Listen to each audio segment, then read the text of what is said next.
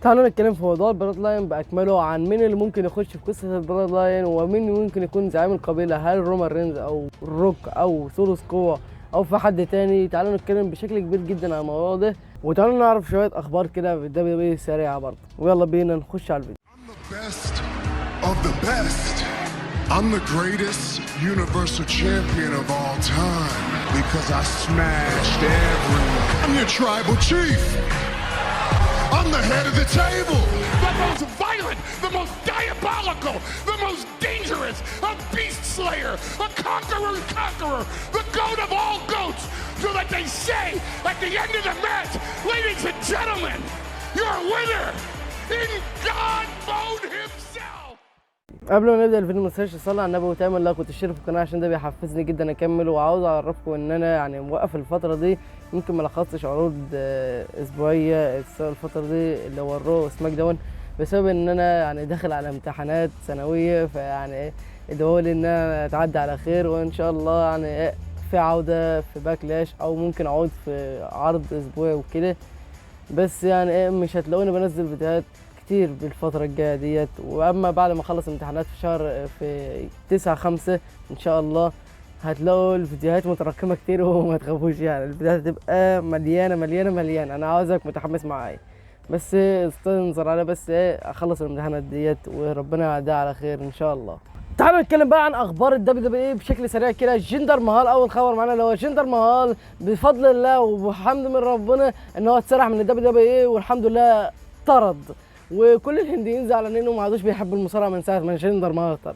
قال له هو انا دلوقتي يلا في داهيه هنا وفي داهيه هنا، الحمد لله خلصنا من بلوتين الحمد لله. تاني خبر معانا عايزين نعرفكم يعني دي مقارنه، يعني شيماس يعني يا جماعه كان رجع مش احسن حاجه طبعا في اول ظهور ليه بعد العوده ديت، كان ظاهر يعني الجسم مش كويس خالص، لكن بنتفاجئ بعدها باسبوع ان جسمه اتحسن بشكل كبير بشكل ملحوظ. يعني حاجه جميله جدا في ظرف اسبوع شيماس لحق ان هو يقدم لنا جسم جديد، جسم زي اللي احنا كنا متعودين عليه من زمان، ولسه في تطور، هو زمان لسه بيتدرب لحد دلوقتي. لا انظار هنشوف شيماس يرجع تاني من الاول ومش هنشوف حاجه وحشه خالص. كذلك بقى في اخر ظهور لسي ام بانك كان بيظهر وهو بيتدرب وجسمه كان حلو على فكره قوي وهو بيتدرب يعني، فكان باين ان هو جسمه حلو. فالظاهر هو سي ام بانك كمان رجع للياقته وهنشوف اداء حلو منه يا ساتر يا رب، ربنا يستر. المصارعين شكلهم هيرجعوا تاني المقدوم ولا ايه؟ انا دي مستنظر وادي مستنظر. اكتر اتنين هم رومان رينز وسيس فريكر رولينز، بس سيس فريكر رولينز بحسب الاخبار ان هو كان مصاب وفي الريسلمانيا، وتريبل اتش قال له لو مش عاوز تلعب الماتش بتاعك اللي هو في الليله الثانيه من الريسلمانيا عادي جدا اعتذر. سيس رولينز اختار ان هو يكمل واختار ان هو يكمل على اصابته، عشان كده لقيته الماتش خلص بحكم ان هو سيس رولينز كان في الماتش الاول مدعوك، لكن هو خلص عشان سيس رولينز كان متصاب وكان مركب دعامات في رجله وفي ظهره وكانت كل حاجه بايظه. ورغم كل ده درو ماكنتاير كان بيضرب بغشامه، يعني منك الله احنا بنحبك بس سيب لنا الواد. على فكره يا مان درو ماكنتاير في حسب الاخبار ان هو مصاب لكن بيكمل رغم اصابته في العروض الاسبوعيه والشهريه، بيكمل فيها رغم اصابته في الكوع.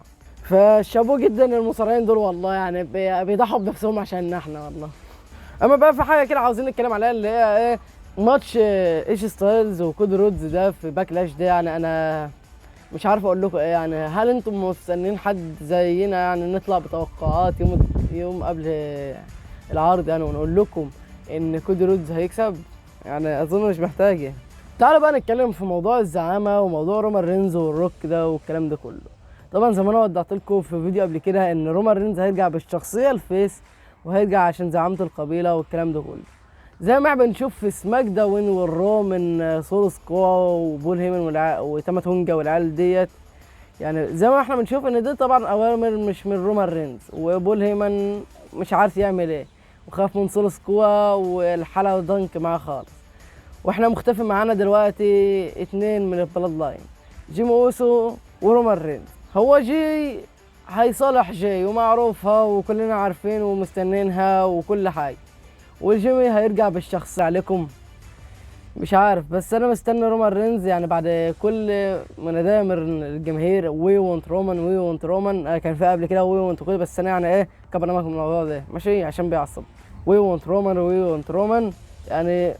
انا بعتقد يعني على اللي ورا الكلام ده كله هو في توقعات، يعني اللي هو مثلا في ممكن يكون الروك عشان كان طمعان في الزعامه من قبل كده والكلام ده كله، وممكن يكون راكيش بسبب التلميحات اللي لمحها في تويتر بالاشاره وكده والايموجيز اللي عملها، وممكن يكون سولو سكوا هو اللي وجع لنا دماغنا ابو صباع ده. يعني مش عارف اقول له ايه صوابع ده والله، يعني حاجه ما يعلم بها الا ربنا والله. يعني الواد ده عرفني. انا عن نفسي انا هقول لك بقى كل حاجه، يعني لو هو الروك فما اتوقعهاش. الروك اولا يعني ايه بسم الله ما شاء الله واقف مع العيله قوي، وقف مع رومان جامد وبص وانت اخويا ومش عارف ايه والكلام ده كله. واصلا بعد لسه المنيا يعني ايه حضنه والكلام ده وساب وعاد تمام. ومش عارف يعني هو كمان اصلا يعني الروك قال لكودي ان قصتك مع رومان انتهت ودلوقتي دي قصه ثانيه. يعني هو اللي عاوز يخش مع كودي، مش عاوز يخش مع رومان الا يدخله مع رومان دلوقتي يعني. بس ده ما ينكرش ان هو ممكن يكون ورا الموضوع، بس يعني ايه احتمالها ضعيف.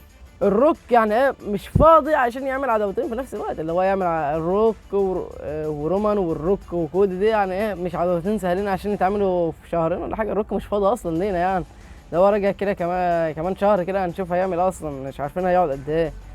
ربنا يستر يعني. اما راكيشي فالراجل عجز وما عادش قادر اصلا يشيل نفسه، هيروح يشيل البلد لاين. انا مش عارف اصلا قاعد يأشر على الحاجات دي ليه. هل هو ممكن يكون ليه دخل بقى انه يلبس حد زعامة القبيلة، انه يشوف انه رومان رينز مش مستحق الزعامة فيديها لحد، والحد من ده هو باين علينا سلطة قوة هو اللي عاوز ياخد الزعامة. عرفنا من ساعة ما شاف الزعامة دي كل شوية يبص على الزعامة اصلا بتلمع في عينه، مش عارف ما بيشوفش اللقب احول، شايف ان الزعامة مهمة واللقب ما كانش مهم ساعتها. كل ما يشوف الزعامة قدامه كان يقعد يبص لها ويبرق لها، ورومان رينز اللي هو انت عاوز ايه يعني. انا مش عارف اسولو سكوا بس انت بتفكر ازاي، بس انت ده ضرب حتتين يعني. ابعد عن الحتتين دول وانت وصوابعك ديت، عرفتنا انت وصوابع.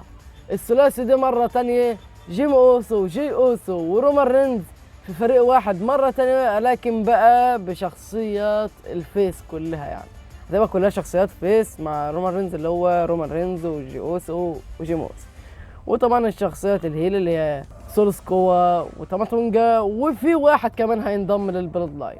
في كلام كتير عن ناس وكلام كتير عن هنا انا مش عاوز اتكلم عنهم يعني عشان ايه ما حدش يقول لي انت اللي ايه اتوقعت هم دول وما فيش غيرهم ويطلع يظهر واحد تاني. اصل العيله ده يا جماعه لو قعدنا ندور فيها من الصبح والله ما هنخلص. يعني فيها 20 مليار واحد، اكبر عيله اصلا في الدبليو دبليو اي كلها. انا مش عارف جايبين كل دول منين يعني، كلهم مصارعين بسم الله ما شاء الله. يعني مش عارف ايه ده، مش هنخلص من العيله يا جماعه. بس يعني هيبقى الثلاثه هيل ضد الثلاثه فيس وهتبقى حاجه حلوه جدا. لو عجبك الفيديو ما تنساش تعمل لايك وتشترك في القناه وتنزل تقول لي تحت في التعليقات هل توقعك زي توقعي، وهل متوقع ان سولو سكوا هو اللي هيكون زعيم القبيله، وهل هيكسب الزعامه ولا لا. وبس كده، يلا سلام.